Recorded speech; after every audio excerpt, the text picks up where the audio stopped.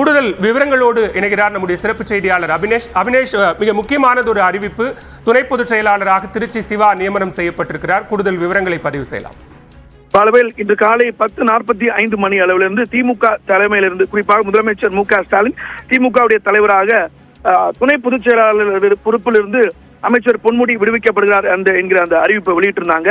சரியாக ஒரு மணி நேரத்துக்கு பிறகு மீண்டும் அந்த இடத்தை ரீப்ளேஸ் பண்ணக்கூடிய வகையில நீங்க குறிப்பிட்டது மாதிரி ஒரு எக்ஸ்பீரியன்ஸ் பார்லிமெண்டேரியன், திருச்சி திருச்சியை சேர்ந்த மாநிலங்களவை உறுப்பினர் திருச்சி சிவா திமுகவுடைய துணை பொதுச் செயலாளராக நியமிக்கப்படுவதாக மீண்டும் முதலமைச்சர் மு.க.ஸ்டாலின், குறிப்பாக திமுகவுடைய தலைவர் பெயரில் அந்த அறிவிப்பு வெளியாக இருக்கிறது. குறிப்பாக திமுகவுடைய சட்டத்திட்ட விதி 17 பிரிவு 3 படி கொள்கை பரப்பு செயலாக பொறுப்பு வகித்து வரக்கூடிய திருச்சி சிவா எம்பி அவர்களை அப்பொறுப்பிலிருந்து விடுவித்து துணை பொதுச் செயலாளராக நியமிக்கப்படுவதாக அந்த அறிவிப்பு என்பது வெளியிடப்பட்டிருக்கிறது.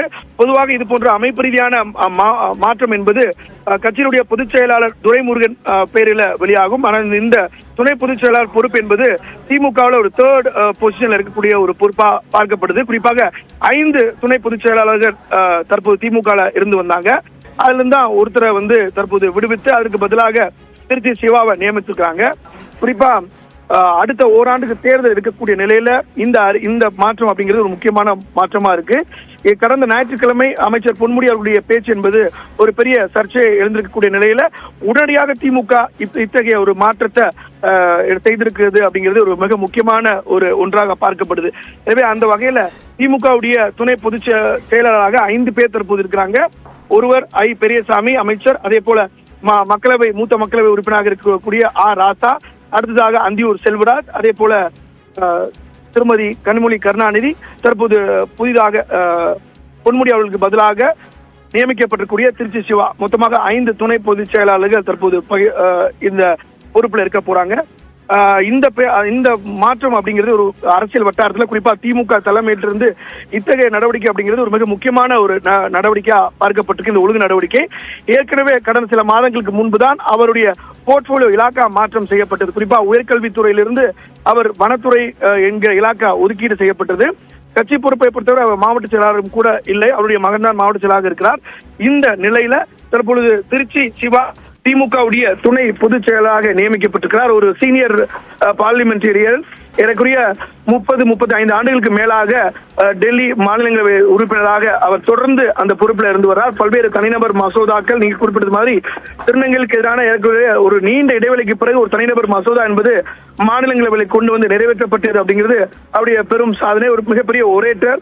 அந்த அடிப்படையில் ஒரு சிறந்த திமுகவுடைய இளம் வயதிலே தன்னை திமுகவில் இணைத்துக் கொண்டவர் அப்படிங்கிறது திருச்சி சிவாவுக்கு ஒரு அடையாளம். அந்த அடிப்படையில் திருச்சி சிவா தற்போது துணை பொதுச் செயலாளராக நியமிக்கப்பட்டிருக்கிறார். அதுல இன்னொரு என்ன அப்படின்னா, நான் முன்பே சொன்னது மாதிரி பொதுவாக இது போன்ற அமைப்பு ரீதியான மாற்றங்கள் திமுகவுடைய பொதுச் செயலாளர் அப்படிங்கிற அறிவிப்பு தான் வெளியாகும். ஆனால் இதுல முதலமைச்சர் மு.க.ஸ்டாலின் திமுக தலைவர் என்கிற அடிப்படையில இந்த கட்சியிலிருந்து அவரை அந்த பொறுப்பிலிருந்து விடுவித்ததும் புதிதாக அந்த பொறுப்புக்கு நியமித்ததும் 2 அறிக்கையும் முதலமைச்சர் திமுக தலைவர் கருணாநிதி, திமுக தலைவர் ஸ்டாலின் அவர்களுடைய பேர்ல வந்திருப்பது அப்படிங்கிறது ஒரு முக்கியமான ஒன்றா பார்க்கப்படுது. நன்றி அபினேஷ், விரிவான விவரங்களுக்கு. மிக முக்கியமாக அடுத்தடுத்த அறிவிப்புகள், திமுக தலைவர் மு.க.ஸ்டாலினுடைய நேரடி அறிவிப்புகள், மூத்த அமைச்சர் நிர்வாகி பொன்முடியினுடைய கட்சி பதவி பறிப்பும், அந்த இடத்திற்கு கட்சியினுடைய கொள்கை பரப்பு செயலாளராக இருந்த திருச்சி சிவா துணை பொதுச் செயலாளராக கட்சியினுடைய எந்த விதிப்படி இந்த நியமனம் நடைபெறுகிறது என்பதை குறிப்பிட்டும் நேரடியாக திமுக தலைவர் மு.க.ஸ்டாலினே இந்த அறிவிப்பை வெளியிட்டிருக்கிறது. மிக முக்கியத்துவம் வாய்ந்ததாக பார்க்கப்படுகிறது. காயத்ரி, நீங்க தொடரலாம். நன்றி பாலவேல்.